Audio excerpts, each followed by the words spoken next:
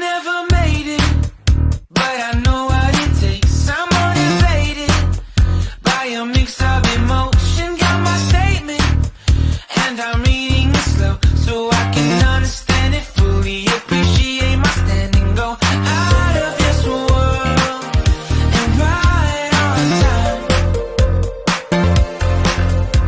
Oh, never in my life have I seen the sky light up like this. I'm far away from Earth and I wanna know if you exist. Mission control, do you read me? Send me my coordinates lately. Mission control, am I drifting? Tie me to someone who will love me, yeah. Wait, I think I'll last a bit longer. Find another reason to breathe. Welcome everyone to another Ref Brandon and the Todd Family YouTube video. Wherever you are, whatever you may be doing, thank you so much for making Ref Brandon and the Todd Family a part of your day. We always greatly appreciate it. It is a Monday. Hopefully everybody had a great weekend. We are kicking off the final week in the month of July, which means August is right around the corner, which means it's almost time to officially say that it's officially football season. And if you have not yet watched my interview from yesterday where I interviewed the All-American Scott Green, please watch that video as we get ready for the next SWA show at the SWA Arena coming up in less than 3 weeks. Now, I've got a shout out coming up at the end of the video, so please stay tuned for that. And the main topic of my video today, as you can tell by the title, is why NASCAR, why? And I'll tell you why I'm asking that coming up here in a couple of short minutes. But first, let me give a quick Braves review. And of course, it's a quick review because last week was the All-Star break, so the Braves only played 3 games last week. Friday, Saturday, and Sunday they played the Angels. They won Friday and Saturday but lost yesterday. But the good news is the Mets lost 2 out of 3 in their series against the Padres. So the Braves were 2.5 games out in the National League East, and now they're 1.5 games out in the National League East. So they are slowly but surely catching the Mets. They kick off a series tonight with the Phillies. That's a 3-game series that wraps up on Wednesday night, and then they'll be off on Thursday and play the Arizona Diamondbacks this upcoming weekend. Hopefully, they'll be in first place all by themselves by this time next week. And a former Brave who actually spent the majority of his career as a pinch hitter. He was actually on the 1995 World Series team, Dwight Smith. He passed away last week at the age of 58 with heart failure and lung failure. So thoughts and prayers going out to the family of Dwight Smith as he passed away last week. But Ian Anderson looked flat out awful yesterday. His last couple of starts, he looked good. I thought he had turned things around, but he was bad yesterday. And when he's bad, he's bad. He's not like some pitchers that can go out there and have an off night and go 5 innings and give up 4 runs, maybe 5 runs. He'll go 2 or 3 and give up 7. And yesterday he went 3 innings and gave up 7 runs. He was flat out terrible. And we are getting closer and closer to the return of Mike Soroka. Still going to wait till he comes back to find out, will the Braves go to a 6-man rotation, or will they put Soroka in the bullpen, or will they put one of their current starters in the bullpen? He should be back before long. Adam Duvall got hurt again Saturday night. That poor guy just can't stay healthy over the past month or so. Hopefully they'll put Marcell Ozuna in the outfield a little bit. I know Ozuna plays the outfield, but he's known as being a DH because his defense is not that good, but at least he can somewhat hit. Guillermo Heredia played left field yesterday, and Heredia just can't hit. So hopefully they'll put Ozuna out there a few games until Duval comes back. Right now, he's only going to be out 10 days. Hopefully, that's all he will be out. But on to today's video. The main topic, as I said, is why NASCAR, why? And the reason is they couldn't make it more blatantly obvious that they're helping Chase Elliott, which is the reason why I cannot stand Chase Elliott. They coddle to him like he's a newborn baby. And if you did not watch the race yesterday, you don't know why I'm saying that. So let me explain. The reason why I'm saying that is because Chase Elliott did not win the race. He finished in third. Denny Hamlin won the race. Kyle Busch finished second.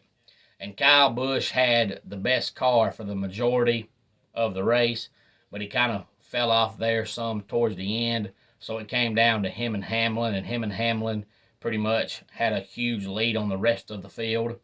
But after the race, I guess the race ended around 6:15, and then right around 7:30 last night, word came out that Denny Hamlin and Kyle Busch had both failed post-race inspection. So Chase Elliott gets credit for the win. Tyler Reddick comes home second. Daniel Suarez third. Christopher Bell fourth. And Kyle Larson was fifth. 6 through 10 was Michael McDowell, Martin Truex Jr., Darrell Wallace Jr., Eric Jones, and Austin Dillon was 10th. Back on track this Sunday afternoon at 2:30. It's the Big Machine Vodka 400 at the Brickyard, presented by Florida Georgia Line. Might be the longest name ever for a NASCAR race, but let me elaborate more on why I say that. It just so happened that Chase Elliott, who everybody loves, finishes third place. So they just happened to say that Denny Hamlin and Kyle Busch both failed post-race inspection, so that Chase Elliott gets credit for the win. Had that been Kyle Larson, nothing would have happened. Had that been Eric Jones, nothing would have happened. Had that been Austin Dillon, nothing would have happened. Had that been Kevin Harvick, nothing would have happened. I can go on and name every driver on the track. And the only driver that would have been that lucky is Chase Elliott. If Chase Elliott wouldn't have finished third, this never would have happened. And the reason why I say that is, if you follow NASCAR, you know over the years, anytime post-race inspection is complete, if somebody fails, NASCAR comes out immediately and tells you why said car failed post-race inspection. Well, it just so happened this didn't happen last night. The race, as I said, was over about 6:15. Around 7:30, 7:40, somewhere along in there, word came down that Denny Hamlin, Kyle Busch had both failed post-race inspection, so Chase Elliott was the winner. And then it was about 11:30 last night before NASCAR finally came out and said why Denny and Kyle supposedly failed post-race inspection. But I don't believe it, because if somebody fails post-race inspection, it doesn't take you 4 hours to figure out why they failed post-race inspection. Not only that, Christopher Bell and Martin Truex Jr., who, after the disqualification of Hamlin and Busch, Christopher Bell finished fourth and Martin Truex Jr. finished seventh.